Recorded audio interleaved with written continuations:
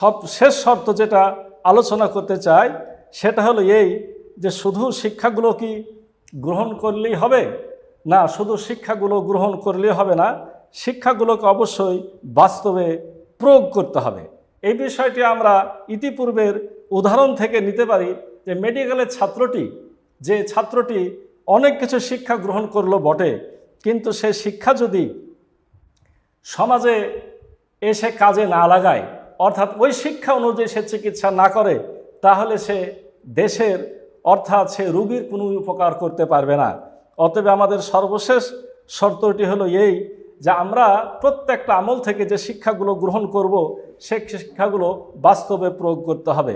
অর্থাৎ কুরবানি নামক আমলটিতে যে শিক্ষা আমরা গ্রহণ করব সে শিক্ষা অবশ্যই আমার জীবনে বাস্তবায়িত হতে হবে।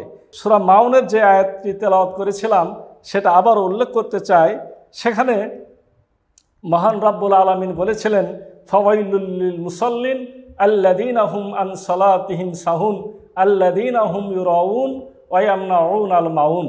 যে ব্যক্তি সালাত আদায় করে কিন্তু সালাতটি হয়তো লোক দেখানোর জন্য করে, আল্লাহর সন্তুষ্টির জন্য করে না, অর্থাৎ সালাত থেকে শিক্ষা সে বাস্তবে কাজে লাগায় না, অতএব সেই মুসল্লি অবশ্যই জাহান্নামে যাবে।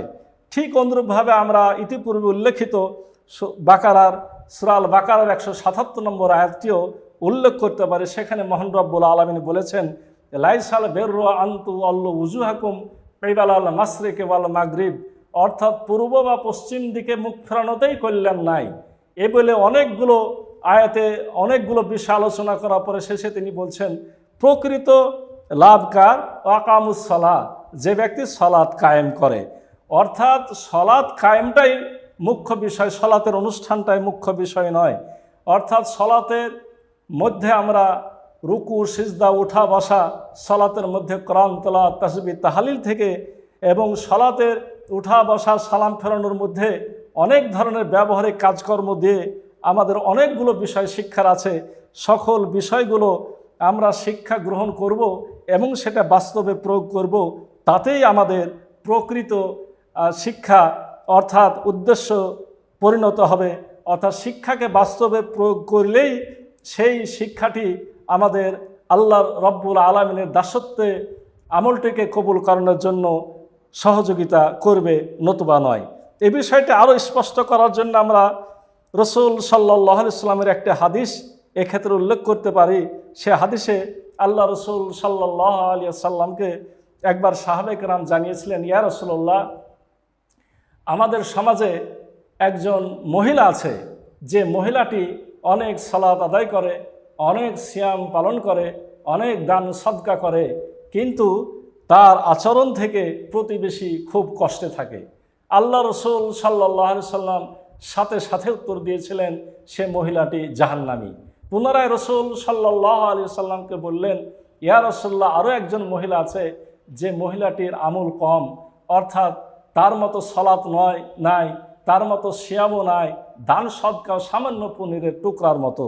রাসূল সাল্লাল্লাহু আলাইহি ওয়াসাল্লামকে আরও জানানো হলো, কিন্তু ওই মহিলাটি ব্যাপারে কারোর কোনো অভিযোগ নাই, সকলেই তার প্রতি সন্তুষ্ট, প্রতিবেশী তার প্রতি সন্তুষ্ট। রাসূল সাল্লাল্লাহু আলাইহি ওয়াসাল্লাম সাথে সাথে বললেন, এই মহিলাটি জান্নাতি। আগের মহিলাটি অনেক আমল করার পরও জাহান্নামী, পরের মহিলাটি অল্প আমল করার পরও জান্নাতি। অর্থাৎ আগের মহিলাটি সিয়াম পালন করেছে, অনেক সদকা দিয়েছে, অনেক সালাত আদায় করেছে, কিন্তু সেই সালাত সিয়াম সেই কুরবানি এগুলা থেকে সে দান সদকা থেকে সে শিক্ষা গ্রহণ করে সেটা বাস্তবায়ন করেনি। কিন্তু পরের মহিলাটি অল্প আমল করলেও তার আমল অনুযায়ী সে সমাজে বাস্তব প্রয়োগ করেছে, এজন্য তার আমলটি কবুল হয়েছে।